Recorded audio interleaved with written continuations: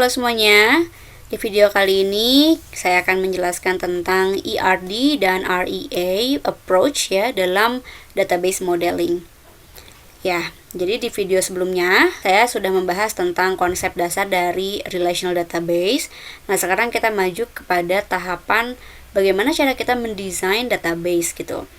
Nah, kita tahu bahwa tahapan database itu ada 5 ya, dia bersiklus, yaitu mulai dari system analysis, kemudian conceptual design, physical design, implementation and conversion, dan operation and maintenance. Yang ini nantinya juga akan kembali lagi ke tahap pertama ini. Nah, ketika kita bicarakan tentang database design, berarti kita sedang melakukan data modeling, yaitu pada tahapan ini ya. Itu yang sekarang akan kita bahas, bagaimana cara kita memodelkan database.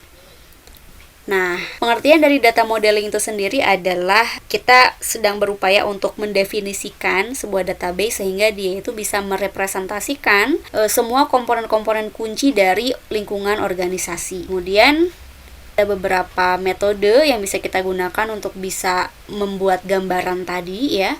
Di antaranya yang pertama adalah metode entity relationship. Kemudian diagramnya ya kita sebut entity relationship diagram atau ERD.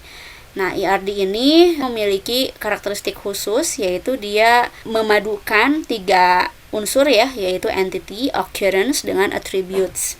Entity itu bisa orang, organisasi, aset, atau transaksi, dan dia dinamai dalam form singular atau tunggal. Kemudian yang kedua adalah komponen occurrence. Occurrence itu adalah jumlah dari kejadian atau catatan dari si entity tersebut.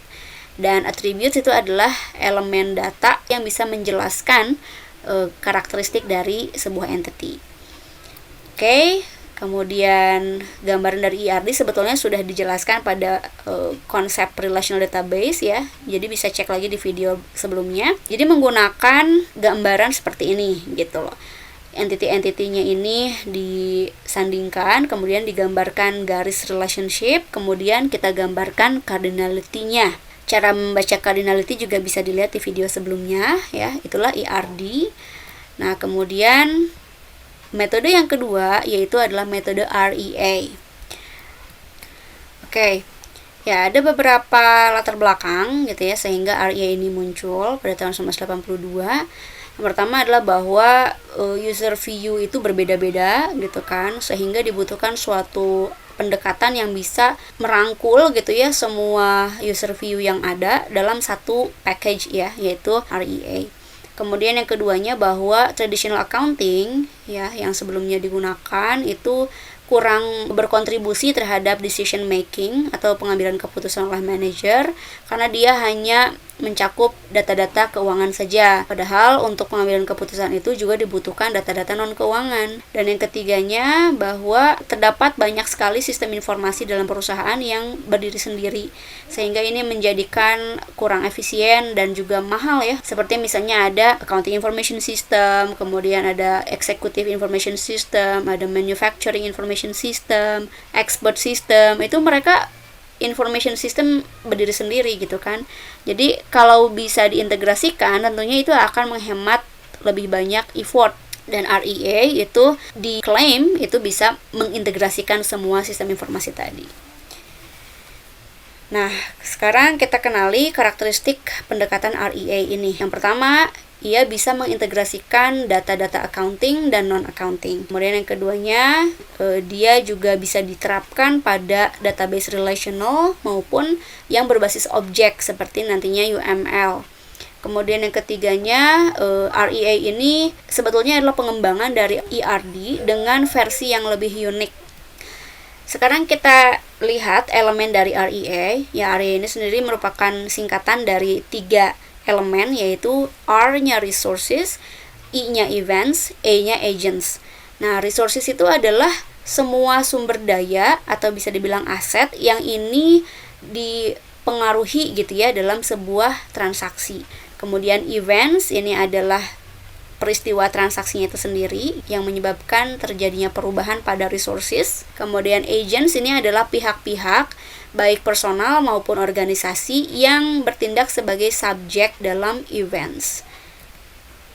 Nah, kita lihat di sini model dasar dari REA. Jadi di sini ada economic resources-nya. Kemudian kita gambarkan juga seperti di ERD, associations and cardinalities-nya. Kemudian di sini event-nya, ya. Dan di sini adalah agents-nya. Nah, ini adalah basic model. Jadi maksudnya dalam sebuah model itu minimal ada satu resource, ada satu events, dan minimal 2 agents yang berpartisipasi. Dan di sini eventnya itu bisa berjenis economic event atau support event. Economic event itu adalah event atau transaksi yang secara langsung mempengaruhi perubahan pada resources, sedangkan support events itu adalah kejadian-kejadian yang tidak mempengaruhi resources secara langsung, tapi juga berpengaruh. Di antaranya misalkan pengecekan inventory, kemudian manajemen kontrol, planning, dan seterusnya. Dan dalam event REA ini, ada konsep dasar yang disebut duality. Duality itu berarti dua hal dalam satu kejadian, ya. Jadi karena ini exchange, maka ada pertukaran gitu ya. Ada pihak yang give, ada yang get, atau dibalik ya, get dan give gitu kan. Maksudnya apa? Transaksi itu kan pasti ada pertukaran gitu ya. Ada yang memberikan economic event, ada yang menerima economic events, ada yang membayar, ada yang dibayar, ada yang memberikan barang, ada yang menerima barang, seperti itu. Nah, sekarang kita lihat bagaimana perbedaan antara ERD dan REA. Dua-duanya adalah diagram, digunakan untuk melakukan deskripsi dari model database. Namun tadi REA ini merupakan unique version dari ERD. Nah, perbedaan secara rincinya misalnya dalam jumlah kelas ya. ERD itu menerapkan hanya satu kelas. Jadi kalau entity ya udah entity aja gitu. Selama dia memenuhi 2 syarat, yang tadi dia punya primary key dan 2 entity itu tidak dijelaskan pada entity yang lain, maka udah dia menjadi entity. Nah, tapi kalau dalam REA, entity tersebut di breakdown lagi menjadi apakah dia resources, apakah dia events atau agents gitu, sehingga ada 3 kelasnya. Kemudian dari segi arrangements of entities-nya atau susunan entity-nya. Nah, kalau ERD itu ditentukan berdasarkan cardinality dan readability-nya ya, jadi dari derajat asosiasinya tadi.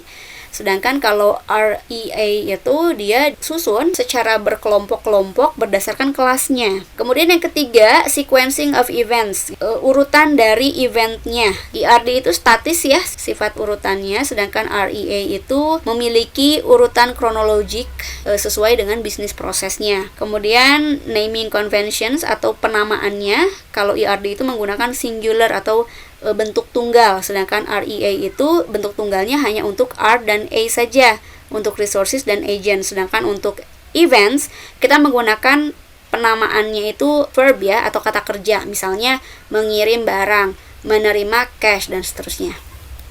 Nah, contohnya di sini kita ada beberapa contoh REA, kita bisa identifikasi. Nah, di sini inventory adalah resources-nya, check availability ini adalah events-nya.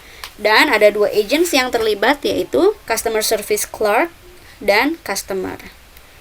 Ada lagi di sini inventory juga sebagai resources.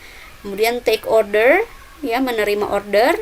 Kemudian sales representatives ya sebagai agents, dan customer juga agents. Selanjutnya, nah di sini inventory juga masih sebagai resources. Kemudian events-nya adalah ship order, kemudian agents-nya ada shipment clerk dan customer. Dan terakhir ini cash sebagai resources-nya, aktivitasnya atau events-nya adalah menerima cash, dan agents yang terlibatnya adalah cash receipt clerk dan customer. Ya, itu gambaran singkat dan dasar dari REA ya. Untuk lebih detailnya tentang bagaimana teknis penyusunan database model menggunakan REA, itu akan saya jelaskan di video yang lain ya. Terima kasih.